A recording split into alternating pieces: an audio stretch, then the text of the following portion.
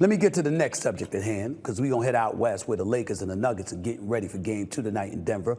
And this game could very well be the last stand for LeBron James and the Lakers. The Nuggets beat the Lakers Saturday when they didn't box out, scoring 18 points off second-chance opportunities. The Lakers also failed to take care of the ball as the Nuggets scored 14 points off L.A. turnovers. Denver has now won 9 consecutive games against the Lakers heading into tonight's critical matchup. And it better not be 10 if you're the Los Angeles Lakers, or this series is over. Now, most people believe the Denver Nuggets are going to win anyway, rightfully so, because they got the Lakers number. They're the better team. They're the reigning defending NBA champions. Got the best player in the world, Nikola Jokic. Jamal Murray is nothing to sneeze at. Last year in the Western Conference Finals, he averaged 32 against the Lakers. Brother's something special. But here's the deal. When you're a bully, which the Lakers have been a vast majority of this season, beating up on teams smaller than them, your comeuppance arrives when you face somebody your own size, if not bigger, and that is what Denver is.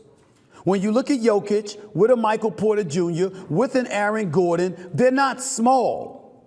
Aaron Gordon's 6'9". Michael Porter Jr. is 6'10". The greatness of LeBron James and Anthony Davis, obviously undeniable, ain't enough. D'Angelo Russell has to show up. And ladies and gentlemen, to put this stuff in perspective, this brother, Mr. Smooth Daddy himself, always calm. Every time I think about him or I see him, he reminds me of Lamar Odom. We going to the crib. We going to the crib. You remember back in 2010 when he was going up against Boston? He was right, because they went back to the crib and they won it. But this D'Angelo Russell, that kind of persona rakes my damn nerves, and I'm sure it rakes LeBron's nerves, and it rakes the nerve of Anthony Davis. Why? Because every time they give him the ball, he makes shots against everybody except for when he's going up against the Denver Nuggets. This brother last year in the conference finals averaged 6 points on 32% shooting, 13% from three-point range. The same year that he did that last year, which was last year in the postseason. Prior to that, in any game where he scored 17 or more, the Lakers were undefeated at 7-0 in the postseason.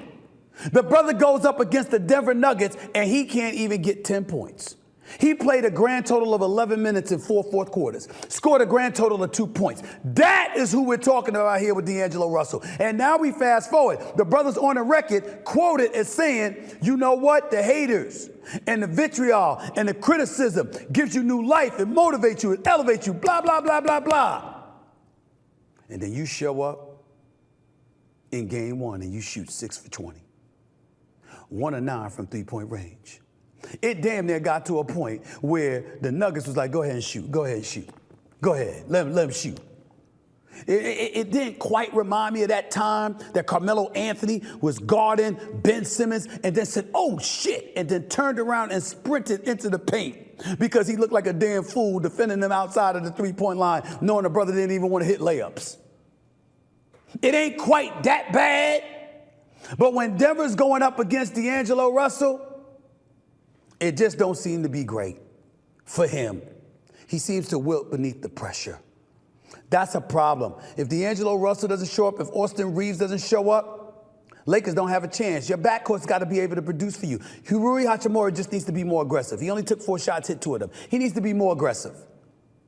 But D'Angelo Russell and Austin Reeves, in that order, have to show up in order for the Lakers to have a chance. Otherwise, they're going to lose this series. And guess what, ladies and gentlemen? It ain't beyond the realm of comprehension that they can end up getting swept twice in a row. And if they end up getting swept twice in a row, which I do not believe is going to happen, I do not believe it's going to happen. But if the Lakers end up getting swept back-to-back years in the postseason by the Denver Nuggets, I don't want to hear no more nonsense about GOAT James. I don't want to hear it. One game? One?